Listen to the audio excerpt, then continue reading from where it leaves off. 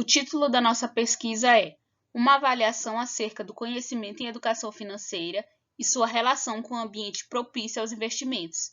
Os autores são Ana Letícia, Brenda Leonília, Cristian Andrade, Manuel Natalino, Maria Carine e o nosso professor orientador, Marcos Vinícius Uchoa.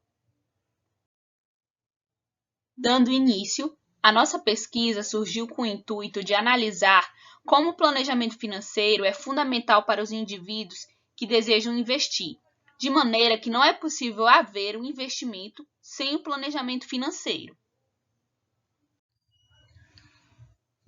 Assim, chegamos à seguinte problemática: a falta de educação financeira faz com que as pessoas acabem gastando em coisas que não contribuem para uma boa saúde financeira? O nosso objetivo geral delimitado foi identificar os níveis de conhecimento em educação financeira e a sua aplicação em relação ao planejamento financeiro e como esses elementos podem impactar na capacidade de investimento dos indivíduos.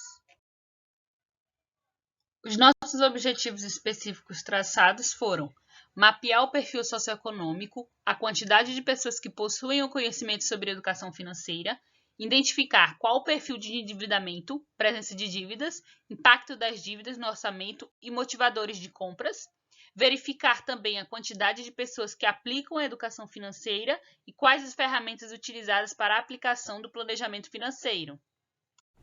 Referencial teórico. O referencial teórico foi dividido em 3 subtópicos, onde o primeiro fala sobre a gestão financeira pessoal, o segundo sobre a macroeconomia e o terceiro sobre os investimentos. Então, a gestão financeira pessoal, Souza e Colaboradores 2018, constitua que é um meio pelo qual o indivíduo ele busca adquirir conhecimentos necessários para gerenciar suas finanças de forma organizada. Já a macroeconomia, Almeida 2021, ele conceitua que é um estudo das atividades econômicas de um país, onde é analisado o comportamento de grandes agregados do país, como o PIB, a inflação, a taxa de juros e entre outros. Por fim, os investimentos, a fase Neto 2018 conceitua que é um crescimento de capital em alternativas que proporcionem no futuro o aumento de riquezas e bens, que no caso chamamos de rendas.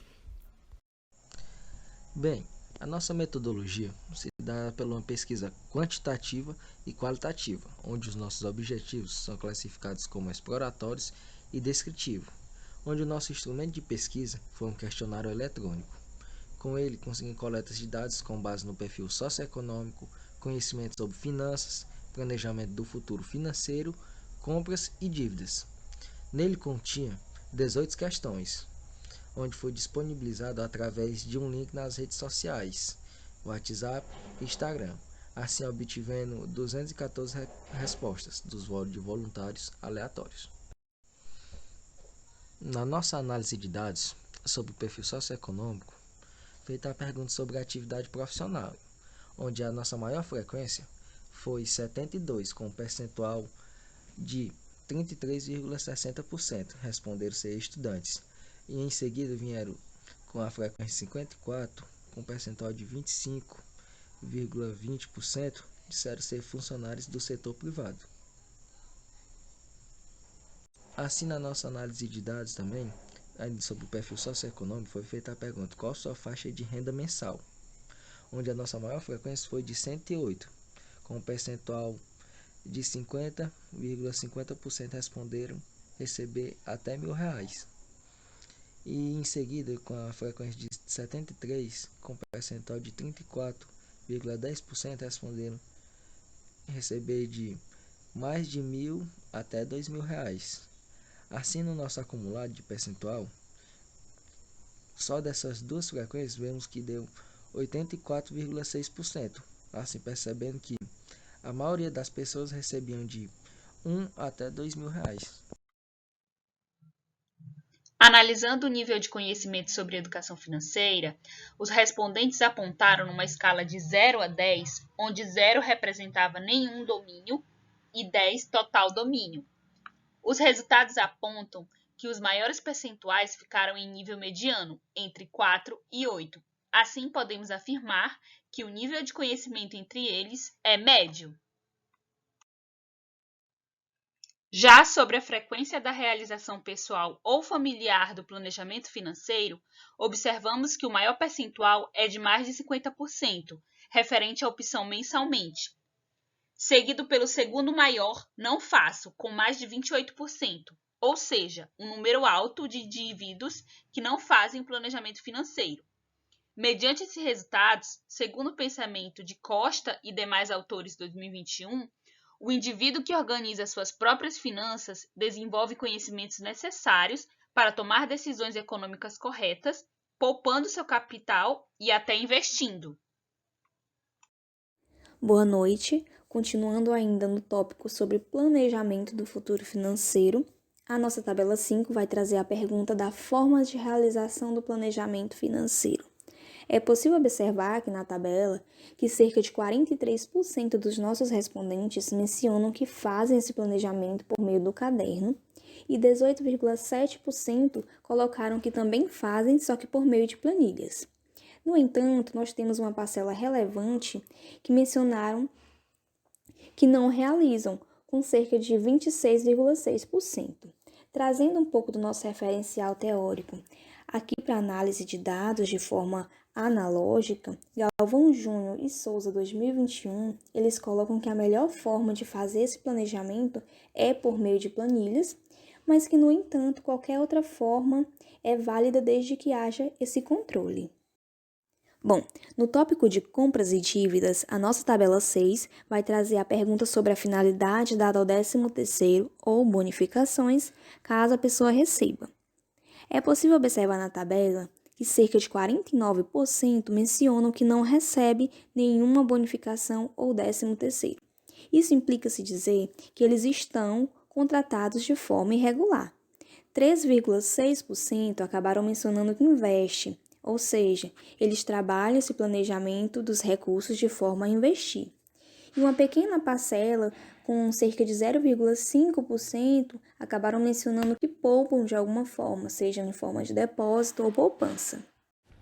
Bom, prosseguindo com a nossa análise de dados, novamente no quesito compras e dívidas, a tabela 7, quais as principais dificuldades para gerenciar seus recursos pessoais? Bom, com a frequência de 65 respondentes e um percentual de 30,4%, foi efetivada a escassez de tempo. E com a frequência mínima de 44 respondentes e um percentual de 20,6%, diz não realizar seu gerenciamento financeiro. Bom, dessa forma, de acordo com o nosso referencial, Conta e os demais autores, eles destacam que os indivíduos que adquirem uma certa orientação financeira têm um maior controle financeiro pessoal. Bom, prosseguindo, a tabela 8, enquanto as dívidas impactam no orçamento mensal.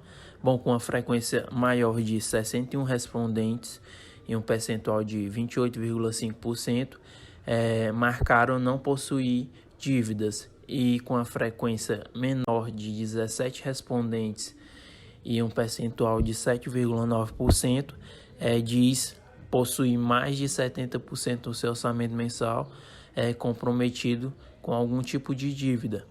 Bom, isso porque 58% para a frente já se tem um comprometimento de mais de 50% do seu orçamento. Isso porque já impacta no orçamento familiar e se existir de alguma forma aumento dos preços, impacta diretamente no poder de compra. Considerações finais. Em relação aos resultados da pesquisa, foi possível observar que os respondentes eles possuem um conhecimento de médio a bom em educação e gestão financeira e que também estão conseguindo gerir suas finanças pessoais bem. Em contrapartida a esse fato, observou-se também que o índice de endividamento dele mostrou-se elevado, mas comparado com o fato de que eles fazem compra pela necessidade, esse fato ele se torna justificável. Então, este trabalho ele contribui para a identificação do nível de endividamento, como também o de conhecimento em educação e gestão financeira e, assim, auxiliar com estratégias de melhoramento desses indicadores. Portanto, alcançamos o objetivo da pesquisa. No entanto, destacamos as suas limitações, como o número abaixo do esperado de respondentes, bem como o curto tempo de aplicação da pesquisa. Então, com esse fato, temos sugestões de pesquisas futuras em torno do tema, como a sua delimitação para outras cidades ou outros estados, a fim de comparar os resultados, bem como a sua delimitação para discentes com graduação ou especialização na área. Essas foram algumas das nossas referências. E o nosso muito obrigado!